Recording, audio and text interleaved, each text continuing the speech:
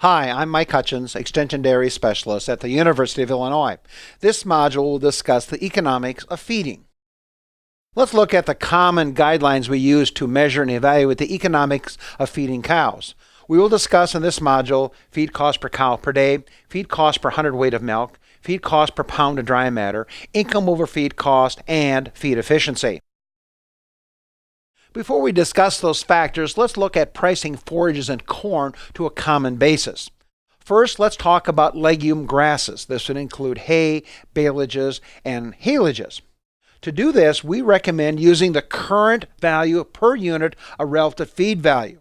So, for example, if relative feed value this year is 80 cents per point, and your hay or haylage has a 150 relative feed value, that value is $120 per ton for a hay equivalent, which is 90% dry matter. You can then calculate very simply, dividing the dry matter into the price to get a cost or value per pound of dry matter. Now you can standardize all your various legume grass forages.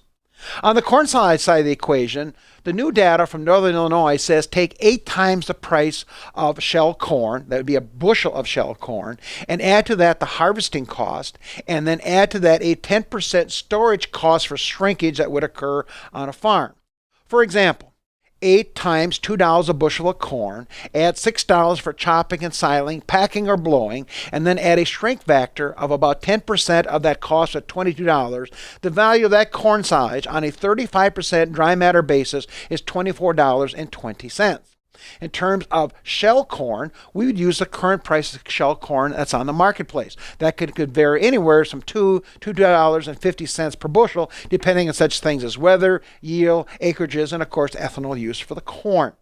As this point out, do not use the cost of production on your farm. For example, Dave Fisher has calculated the cost of producing a ton of hay in southern Illinois is about $70 a ton.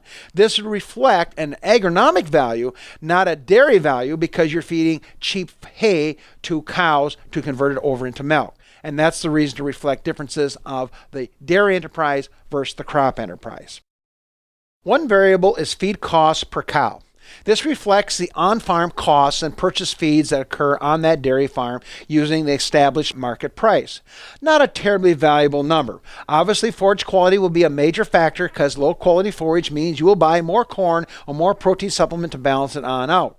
Higher milk yields will drive this price higher. Yes, it costs more money to feed high-producing cows, but that's good news. They produce more milk. So as we said, this value has limited use because we do not correct for such things as milk production and other feed inputs on the farm, but it is a number that you will have and will be important to calculate some of the other values.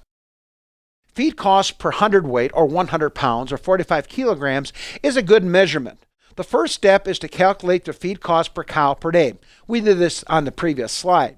Then we will take, and our step 2 is to divide feed cost by the pounds of milk per cow and then adjust it for fat test. This would standardize that milk yield. For example, you can add 1 pound of milk for every tenth of a point above or below 3.5% for that value. So certainly in this example, if we had 80 pounds in the bulk tank, but it was 3.7% milk fat, that would actually be more like 82 pounds of 3.5 fat corrected milk. We can then correct that number. Obviously, milk yield really drives this number. High production will keep our feed costs lower, and that's important for herds. So it's a very useful economic indicator. Feed cost per pound of dry matter is calculated by taking your feed cost per cow per day, as we calculated earlier, and divided by the pounds of dry matter consumed. Remember to correct for weigh-backs. We don't want to charge our cows for feed they do not consume. We want to use the expensive feed inputs such as protected fats, amino acids, and additives can really drive these numbers higher. So this will pick this up very quickly in this calculation. Poor conversion of feed to milk also drives this number. So if you feed lots of feed to cows and you have poor feed conversion or feed efficiency, this will make this number look very, very high. So it's another guideline.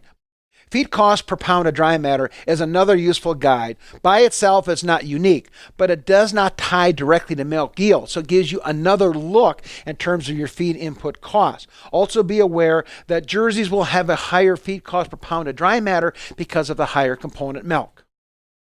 Income over feed cost is the gold standard used by many farmers and nutritionists. To calculate this, we will take the current price of milk on the farm and subtract from it feed cost per hundredweight of milk. Remember, we just did this a bit earlier. Milk price really drives this value, and that's the only limitation I see, is that dairy managers can't control milk price. This is controlled by the market, supply, in some cases by government programs. We certainly want to again adjust this value to 3.5 fat corrected milk because it standardizes the milk at this point. And this guide has limited value because we have very little control on one side of the equation, the price of milk. But it's a powerful one because it reflects profitability, and that's why many farmers like to monitor this one very carefully. Feed efficiency is another nice value. It is calculated by dividing the pounds of 3.5 fat corrected milk or energy corrected milk by the pounds of dry matter consumed. We'll talk more about this in another module. This value can really drive a lot of values because it takes in such things as feed digestibility, rumen function, days in milk, age of the cow, environmental stress, weight loss, protein value, forage quality, and many, many more factors as far as that goes. To me, this is another very useful guide to take a look at to determine how well your cows convert a very expensive input feed into a product called milk that leaves the farm every day. Let's go through a very quick example.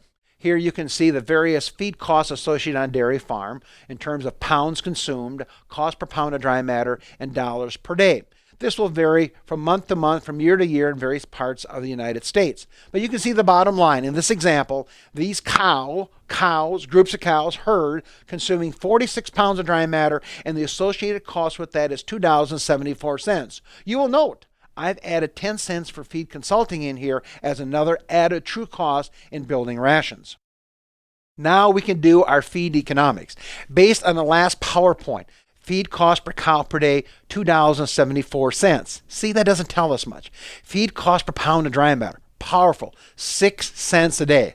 Much like a restaurant, what does it cost to make a hamburger? Feed cost per hundredweight of milk. And this is at 65 pounds of milk, $4.22, a very good number in most years. Income over feed costs, assuming $14 milk, ends up being almost nearly $10. Some years that price of milk is only $11. And notice how quickly this number will drop because not what you did on the farm, but because the price of milk you're receiving. And on this same example, feed efficiency would be 1.41, acceptable, but not a gold star. This PowerPoint shows the tremendous variation. In a group of Northern Illinois focus group turned in their data to us in 2006, every one of these lines is a different farm. We will not walk you through this. You may want to print this off on your printer actually and just look at the tremendous range. Let's just pick on a few examples. Look at feed cost per hundredweight. The low number, $3.54, the high number, $4.84. So in a matter of 20 miles, one farmer was producing milk for $1.50 a hundredweight cheaper than his neighbor. The next column, look at cost per unit of dry matter. The very lowest one, under 6 cents a day. The highest one, nearly 9 cents a day. Think about that, 3 cents a pound of dry matter. The average cow eats 50 pounds of dry matter. Another $1.50 laying on the table. Look at feed efficiency. Our last column, the lowest one in this one, 1.43, still acceptable. Look at the superstar, 1.87. So now you've got some power to say, why is this one herd so high or low, and how can we adjust it? Powerful data. So let's summarize this module with our take-home messages. Number one, each economic measurement has some pluses and minuses, so use them accordingly. Certainly we must be well aware of and adjust for current market value of feeds, both those raised on the farm and off the farm. Certainly adjusting for weigh-backs and energy-corrected milk will let our data be a bit more refined and more correct, more precise when we compare. The really neat values I like are feed efficiency, feed cost per pound of dry matter, and feed cost per hundredweight of milk are my favorites. Certainly income over feed cost is a tremendously powerful economic indicator, but I don't have quite as much control on the farm over this value. Neat module. Have a good day.